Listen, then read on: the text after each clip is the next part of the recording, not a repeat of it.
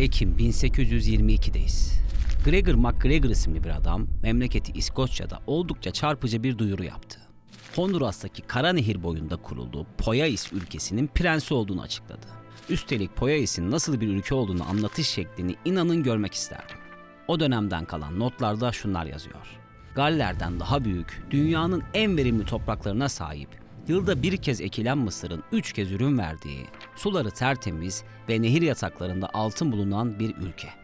İskoçya'nın karanlık ve yağmurlu havasına, kayalı topraklarına alışan İskoçlar için inanılmaz bir vaat olduğuna sanırım şüphemiz yok. MacGregor, prensi olduğu ülke ve kaynaklarının tam kullanımı için yerleşimci ve yatırımcının şart olduğunu da duyurdu. O dönem Orta ve Güney Amerika'ya yatırım yapmak oldukça popüler bir alışkanlıktı. Hele yeni ve bu kadar avantajlı bir ülkeyi kimse kaçırmak istemezdi. Öyle de oldu. MacGregor'ın ücretli sattığı vatandaşlıklara resmen akın edildi. O dönem için çok iyi para diyebileceğimiz 200 bin sterlin hızlıca toplanmıştı. 7 kocaman gemi dolusu insan avantajlı ve karlı yeni ülkelerine gitmek için umutla ve mutlulukla bitirdikleri yolun sonunda bir yıkıntıyla karşılaştı. MacGregor onlara olmayan bir ülkenin vatandaşlığını satmıştı. Bu yaşananlar en iddialı dolandırıcılık hikayelerinden biri olarak tarihe geçti. Aradan geçen 200 yılda birçok şey değişti, gelişti. Teknolojinin ulaştığı noktadan bahsetmiyorum bile. Burada değişmeyen şey dolandırıcılık, değişen ise yöntemler oldu. Türkiye'de bulunan yaklaşık 60 milyon WhatsApp kullanıcısı belli periyotlarla yurt dışından gelen arama ve mesajlarla karşılaşıyor.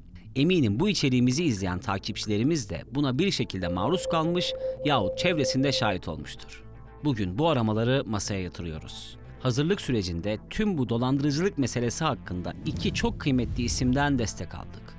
İstanbul Bilgi Üniversitesi Bilişim ve Teknoloji Hukuku Enstitüsü'nden doçent doktor Mehmet Bedi Kaya ve siber güvenlik araştırmacısı Ersin Çahmutoğlu meseleyi sorabileceğim en ideal iki isimdi. Sağ olsunlar bana detaylıca açıkladılar, ben de şimdi anlatacağım. Öncelikle söz konusu mesele şu. Birileri bizleri WhatsApp'tan arıyor yahut mesaj atıyor.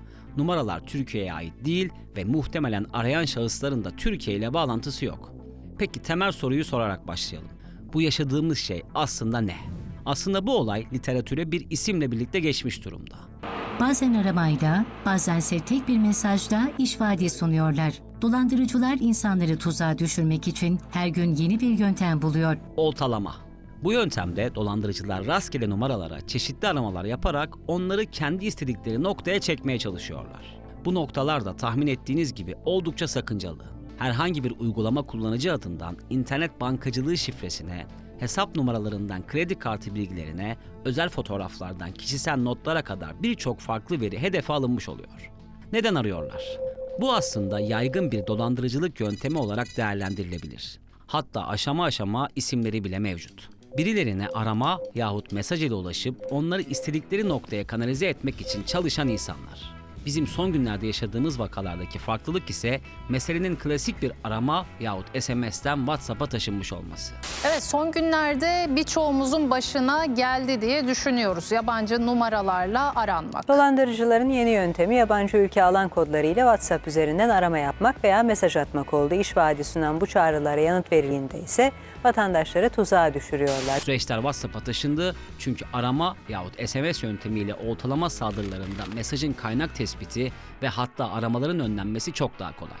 Telekomünikasyon alanında Caller Line Identity yani arayan hattın kimliğinin doğru biçimde bulunması için çokça teknik standart mevcut. Yani dolandırıcılar için tehlikenin boyutu artık SMS ve çağrıda eski oranla çok daha büyük. Ancak WhatsApp'a geçildiğinde daha kimliksiz ve daha zor bulunabilir bir figüre dönüştükleri de apaçık ortada. Peki hangi ülkelerin alan kodları daha çok kullanılıyor? Burada Hindistan, Endonezya, Pakistan, Amerika Birleşik Devletleri ve İngiltere'nin daha sık karşımıza çıktığını söyleyebiliriz. Aramaların büyük bölümü bu ülkeler üzerinden yapılıyor.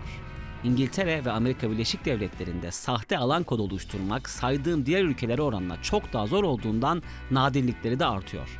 Ancak özellikle İngiltere, Amerika Birleşik Devletleri ve Hindistan'dan gelen aramalarda bizi bir tuzak daha bekliyor.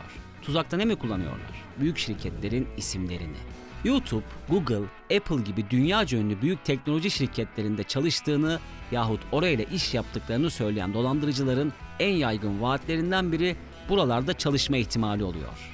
Sizi de ekibimizde görmek isteriz. Bizimle olmak ister misiniz? Dünyanın en prestijli şirketinde çalışma fırsatı yakalayın. Aman bu kaçmaz. Google diyorum farkında mısınız'a kadar varabilen çok sayıda ilgi çekici mesaj telefonumuza yığılmış oluyor. Hatta hadi gelin çok sık rastlanan, sosyal medyaya da sık sık düşen bir dolandırıcılık örneğini konuşalım. Karşımızdaki dolandırıcı önce Google üzerinden bir işletme ismi yollayarak yapmamız gereken tek şeyin buraya 5 yıldızlık puan vermek olduğunu söylüyor. Mesajı alan kişi hiç zorlanmadan resmi ve güvenli bir siteden 5 puanını veriyor. Sonra bekleme süreci başlıyor. Güveni kazanan dolandırıcılar bu aşamadan sonra farklı yöntemler izleyebiliyor. Bir kısmı bu göreve ek yeni birkaç kolay görev daha sıralayarak insanların bir şeyleri halletme hazına sahip olmasını sağlıyor. Sonra ise parayı doğru adrese gönderdiklerinden emin olmak için öncelikle size verecekleri bir banka hesabına para yollamanızı istiyorlar. Dolandırıcılara göre siz parayı yolladığınızda IBAN hesabınız onların sistemine otomatik olarak kaydoluyor ve bundan sonra vereceğiniz her oy için ödeme otomatik olarak gerçekleşiyor. Söylememe bile gerek yok ancak yine de söyleyeyim. Bu tamamen bir palavradan ibaret. Siz ödemeyi yaptıktan hemen sonra söz konusu numaraya bir daha ulaşmak mümkün olmuyor. Sadece küçük bir meblağ yatırdıysanız kendinizi şanslı hissedebileceğinizi söyleyeyim. Zira temel amaçları orada gönderdiğiniz küçük paralar değil, mobil hattınıza girebilmek. İşin tehlikeli kısmı da burada başlıyor.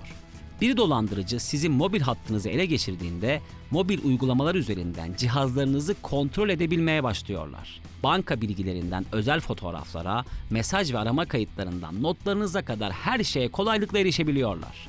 Bu aşamadan sonra da şantaj yahut planlı para transferleri dönemi başlıyor. Yurt dışında isimsiz olarak açılmış banka hesaplarına yaptıkları havalelerle mobil bankacılık uygulamalarınızda bulunan tüm para onların hesabına geçebiliyor. Peki bu dolandırıcılar Türkiye'deki numaralara nasıl erişiyor? Dolandırıcılar sızdırılan ya da paylaşılan telefon numaralarını ele geçirerek aramalar yapıyor. Bu konuyla ilgili net biçimde ispatlanmış verilere sahip olmasak da temelde uygulama sızıntıları kaynaklı olduğunu söyleyebiliyoruz. Özellikle mobil oyunlar ve basit uygulamalar için girişte verdiğimiz izinler bilgilerimizi o uygulamaların erişebileceği bir hale getirmiş oluyor. Sonrasında hack yöntemleriyle hatta bazen maalesef geliştiricilerle yapılan gizli anlaşmalarla bu uygulamalardan çalınan yahut alınan bilgiler dolandırıcıların eline geçiyor. Yani basit birkaç tıkla tamam dediğiniz şeyler bize tahmin edemeyeceğiniz kadar büyük külfetler getirebiliyor. Sorundan çokça bahsettik. Şimdi biraz da çözüm üzerine konuşalım istiyorum. Bunun için de bir uzmana başvuracağız. GZT'nin teknoloji alt markası Salt Okunur'un yayın yönetmeni Safa Karaca'dan rica ettim, şimdi anlatacak. Bence siz de bu içerikten sonra Salt Okunur'u tüm platformlardan takip etmeye başlayabilirsiniz. Neyse, sözü Safa'ya bırakıyorum. Nazife Menteş sürece dair tüm detayları özetledi. Ben de çözüm önerilerini sıralamak istedim. Öncelikle gelişen teknoloji dolandırıcılar için de fırsatları beraberinde getirmiş oldu. Bu dolandırıcılığın hat üzerinden değil de neden WhatsApp ile yapıldığını da içerikte konuşmuştuk. Gelin bu aramalardan birlikte kurtulalım. Öncelikle WhatsApp'ın şikayetler sonrası harekete geçtiğini söylememiz lazım. WhatsApp tanımadığımız numaralardan gelen aramaları sessize almak için yeni bir özelliğini hızlıca yayına aldı. Birazdan bu özelliği nasıl aktif edebileceğinizi anlatacağım ama ondan önce biz neler yapabiliriz değinmek istiyorum. İlk olarak daha önce yabancı bir numaradan arandıysanız bu numarayı engelleyerek başlayabilirsiniz. Dolandırıcılar aynı numaradan farklı zamanlarda tekrar arayarak insanları dolandırmaya çalışıyor. Bu yüzden bu tarz aramaları ilk aramadan itibaren engellemek doğru olacaktır.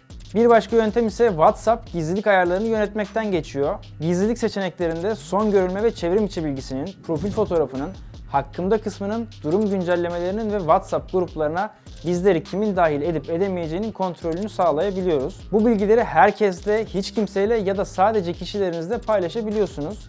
Profil bilgilerinizi sadece kişilerinizle paylaşarak dolandırıcıların sizin hakkınızda bilgi edinmesinin önüne geçebilirsiniz. Son yöntemimiz ise en başta bahsettiğim WhatsApp'ın yeni getirdiği özellik. Bu özellik ile yabancı numaralardan gelen aramaları engelleyemiyoruz ama sessize alıp en azından rahatsız edilmemiş olabiliyoruz. Yine dilerseniz yabancı numaralardan gelen aramaları aramalar sekmesinde de görüntüleyebiliyorsunuz. Bunun için yapmanız gereken ayarlar altından gizlilik menüsüne girerek bu menü altında aramalar sekmesine giriş yapmak. Burada bilinmeyen kullanıcıları sessize alın seçeneğini göreceksiniz. Bu seçeneği aktif ettiğinizde artık yabancı numaralar aradığında telefonunuz çalmayacak. Evet, çözüm önerileri için de artık bir kılavuzumuz var. İçeriğin yavaş yavaş sonuna gelirken teknoloji dolandırıcılığının yalnızca WhatsApp'la sınırlı da kalmadığını söylemek isterim. Sosyal medya üzerinden sık sık karşımıza çıkan linkli dolandırıcılıklar da büyük tehlike arz ediyor. İlaç siparişi verdi, 75.000 lira dolandırıldı. İndirimli ürün satma vaadiyle 37 kişiyi dolandırdılar gibi haber başlıklarını çok sık gördüğünüzü tahmin ediyorum. Bu noktada tanıdığınız biri dahi olsa sorunlu olabilecek linklerden uzak durmak çok kritik. Ayrıca güvenilir olduğuna dair SSL sertifikası bulunmayan sitelerden de alışveriş yapmamak gerekiyor. Ayrıca bu tip denemelerle karşılaşıldığında karşı taraf hakkında suç duyurusunda bulunmak, başka insanların dolandırılmasını önlemek noktasında da faydalı olabilir. Özetle teknolojinin getirdiği imkanları kötü niyetle kullanabilecek olanların da bulunduğunu düşünüp buna göre hareket etmek şart. Akıllı telefonumuz ya da bilgisayarımızı evimiz gibi görüp doğru tedbirleri almak zorundayız. Bizi izlediğiniz için teşekkürler.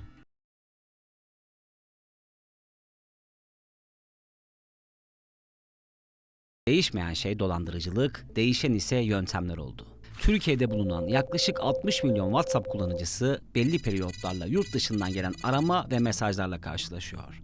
Eminim bu içeriğimizi izleyen takipçilerimiz de buna bir şekilde maruz kalmış yahut çevresi